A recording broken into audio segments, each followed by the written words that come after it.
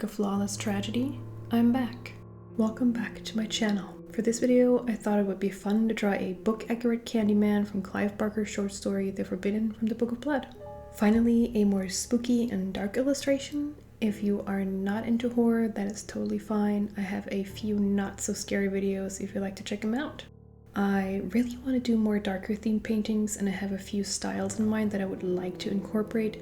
But sometimes I get a little discouraged because it's kind of niche and not a lot of people like this kind of stuff, which is fine, but it's something I enjoy, so I try to be more brave and open about it. It has also been over a year since I uploaded here. Simple answer to that question, why? Anxiety. It got the better of me and I just stopped. But now I am back and I really want to push myself and just try to be as consistent as possible and upload whenever I can. I actually planned on uploading every second Wednesday, and I actually wanted to upload 2 videos in January, but this illustration, I tell you, almost made me give up again. Okay, so I started this drawing a year ago, and my first draft, which is a digital sketch, I find digital sketches easier because I have something to fall back on if it doesn't work out. And the first sketch wasn't really good. I had no idea how to incorporate all the different elements that are described in the book, include ornaments and details without overwhelming the viewer. Candyman's pose was also something that bothered me because I just did not know what to do with his intact hand and arm. It was just hanging down by his side and it just didn't look intriguing or interesting to me. I'm going to talk about all the stuff that is going on in this drawing in a minute, for those who don't know the character or the book. So I left it for way too long, and last year, I think around October, I decided to pick it up again and try to figure out how to do all that. And in November, Tony Todd, the actor who played Candyman, unfortunately passed away. I drew a little portrait of him as a tribute, and I will always remember his amazing and memorable performance of this character, and I was really sad when he passed away. To me, he is Candyman, so I was really motivated to give this my all and try to finish this to the best of my ability.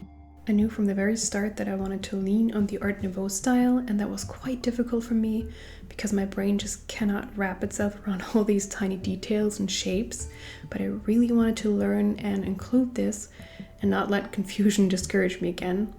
And then my second draft was a lot better. I made some major changes. I made progress with the ornaments and details and composition in general, which were all still very sketchy and not polished at all, and changed Candyman's pose, which I'm so much happier with.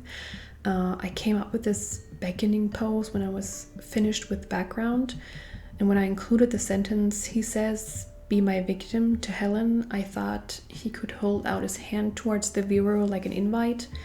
And I was so happy that this change came so easily and didn't take up so much of my time. And I ended up loving it so much, so I knew I was on the right track.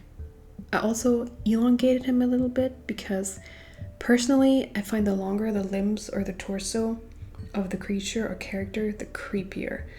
I also wanted to make him a lot thinner, but that somehow did not work. I just couldn't make it work, so I just left his body the way it was. I think he's a little too buff in my opinion, but it just wasn't meant to be the way I initially wanted it to be, so yeah. I just tried to let it go at that point, but I did shrink his shoulders and arms a bit in the last version.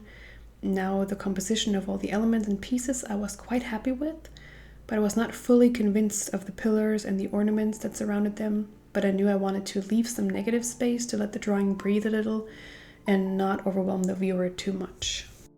Okay, now to the different parts of the drawing. Everything you see is described in the book. I'm getting later to how Candyman is described when I start to color. In the book, Helen is writing a thesis about graffiti, which is more like an underdog-like part of art. I'm using my own words. I'm not sophisticated nor smart enough to have like a big vocabulary. And she visits these fairly new but really run-down poor neighborhoods and photographs all the walls full of these obscene drawings and meets some very weird residents, and they tell her that even in the flats that are not occupied, they break in and draw on the walls and make them all sorts of inhabitable.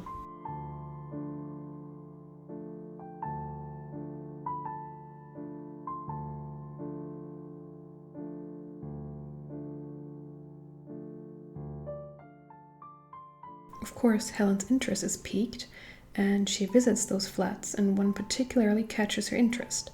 It's this huge drawing of a man.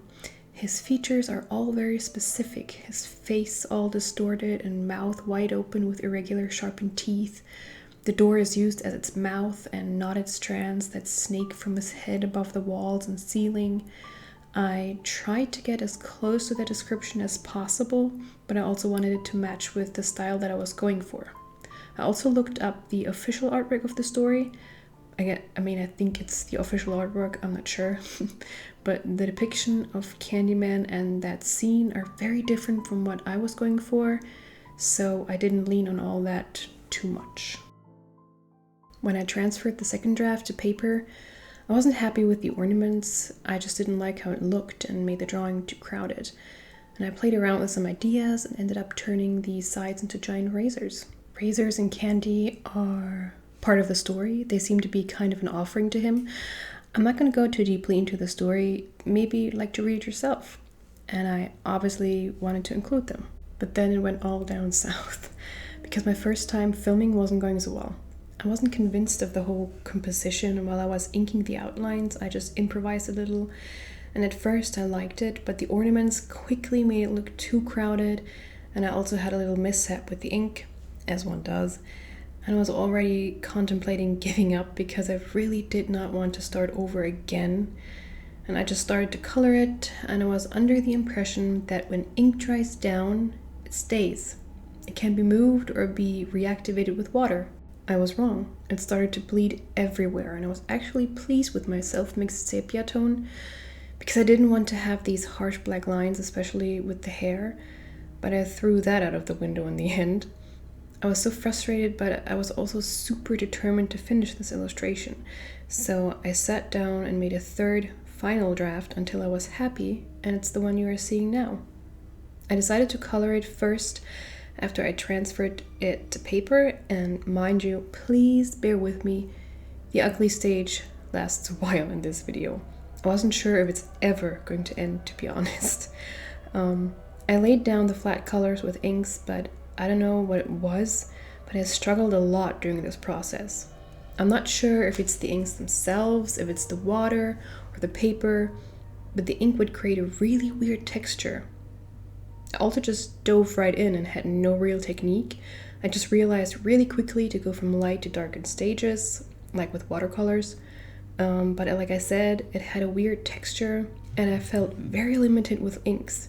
I only have experience in inking outlines, which I used to do a lot when I was younger, and never really colored with them. But I wanted to try it, but again, I felt very limited, and when I was done with laying down the colors, I wasn't sure how to proceed and was really nervous because I didn't want to mess it up again.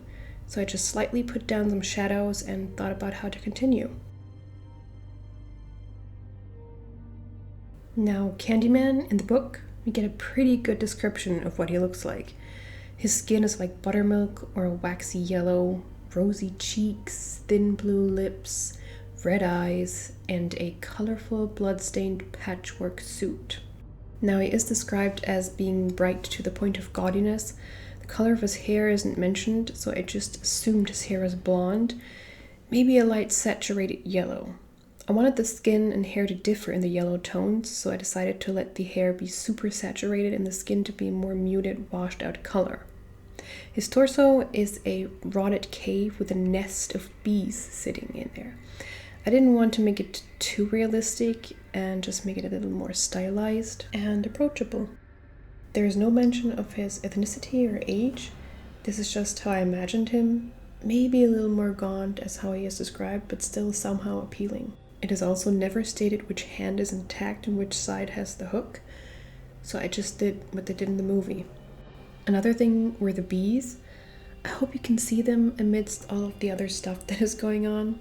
I was afraid I made them too small, and it was a challenge painting around them without losing 90% of the critters. I was also thinking of making an actual nest with a bunch of swarming bees that come out of his torso, but I couldn't figure out how to draw all these bees that are coming out without making the drawing, again, too overwhelming. So I decided to draw just a few of them and place them somewhere where they can be easily seen. I wanted his suit to be really bright and saturated, but I think I'm a little too spoiled from digital art because the inks and colored pencils weren't super bright. Saturated, yes, to a degree, but not really how I imagined it. At this point, I just went with it and we'll see what will come out of it. Because his suit is a patchwork, I wasn't really sure how to illustrate this because I thought about making all these different patterns, like Sally's dress from The Nightmare Before Christmas, but I didn't like it. It seemed too much, and I guess leaving these open spaces with some stitchings was a good choice. All in all, despite all the struggles I had with this illustration, I am quite pleased with the outcome. So many times throughout this piece, I just wanted to give up, and when I was younger, I would have, but now I really just want to push myself. But the thing is, I said in my videos that here on this channel I wanted to get away from perfection and stop being so hard on myself when it comes to my skills and creativity, but I also want to push myself and get better at my job. So I believe that there is a very fine line between perfectionism and wanting to grow. I'm still trying to figure out how to balance this and just concentrate on the fun I have while drawing and creating. It's my happy place.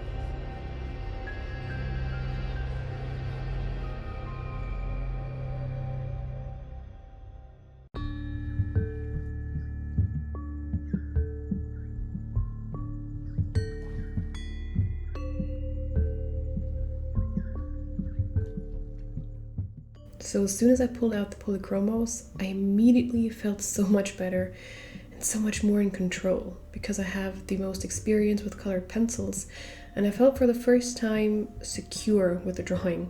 I really felt this drawing slowly come together and I started to like it more and more. I actually wanted to do this only with inks, but as I said before, I didn't have the skill set yet to create something amazing. I struggled a lot with the thought of bringing colored pencils into the mix and tried to salvage this as best as I could. Thankfully it worked, and I could even out a lot of the texture and streaks that I think are normally welcome in inks and watercolors, but it just didn't look right here. I was able to darken the background and just give the hair a more saturated color, did more details on the faces, and did the texture of the wooden door frame. I don't know why I chose a wooden door frame. I think I just like to draw wood.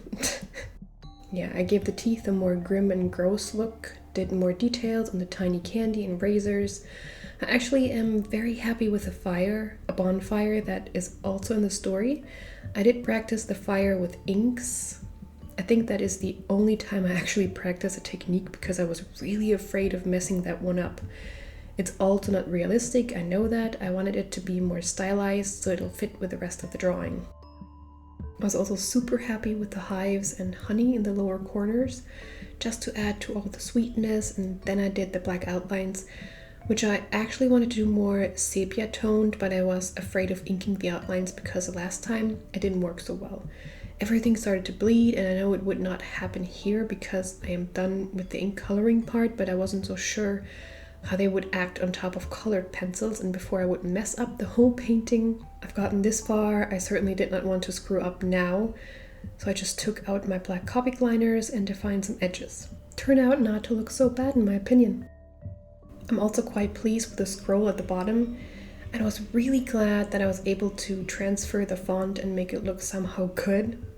I think that was all that I did with the Polychromos. In the end, I pulled out my Arteza gouache and made the ornaments golden. I had my heart set on golden ornaments and a golden frame from the start, so I was super happy that it didn't look too weird and didn't clash too much with the rest. I spontaneously decided to make the honey that flows out of the hives also golden. And I don't know how many more times I can say I'm happy about the choices I made. But yeah, finally, at the end, it seemed to come all together, and all the struggles and problems I had seemed to pay off. So I tell you to never give up so easily. Just take a few steps back, reevaluate the situation, take a breather, and come back to it when you feel ready to continue. When I was done with the ornaments, I drew some blood on his chest, suit, hand, and hook with gouache, and also decided to put some splatters on the scroll to make it look more horror-ish. Throughout the process, I did not like how Candyman looked in front of the dark background. I don't know what it was, but it just somehow did not match, and I tried to make some lighter edges and some hatching around him, but that didn't look good to me either. So in the end, I decided to put a fine white line around him, and I think that sealed the deal. I really loved it, and I think that it ties everything together nicely. I didn't do it as a reflection of the fire behind him. I didn't use a specific lighting situation. I just left it pretty standard. And I didn't film the white highlights and outlines because that was really last minute, because I didn't know what to do until then, and I just wanted to put down some quick finishing touches without the hassle of filming it. And then I put the words "Sweets to the Sweet" in a pink reddish color on the door frame. In the book it said it is sprayed on with the same pink that was used for the gums, so I tried to mix a similar gouache color. And I think that's it. I really didn't think that this video would be so long. I was going for like a between 15 and 20 minute video, but it ended up being 25 minutes long. And I know that long form content or videos are not popular or is what people want to see in the age of TikTok, but I personally prefer longer videos a lot more, especially those over 30 minutes, because I can't relax with just a 10-minute video. I'm just getting comfortable, you know? But that is just my opinion. Those differ, of course. I will make shorter videos as well. It just depends on the project. What do you like better? I will try to upload twice a month. Although I wanted to upload this and another one last month, things always are super linear and we have to expect some changes and interruptions. And with all these struggles, I really thought the universe is telling me to just quit. But I tried to be positive for once and took it as a sign to not rush this. Quality over quantity. That is what I'm going for. And I don't want to put anything out there without me being at least 90% satisfied. And I took my sweet time with this video, and I am more secure and I'm excited for people to watch it. Although we do get a good description of Candyman, we also have absolutely no information on who he is, what his name is, where he came from, how he ended up in this state, and I love this feeling of the unknown. I find it to be more intriguing when we get as few details as possible about the enemy or monster, because it just makes it that more spooky.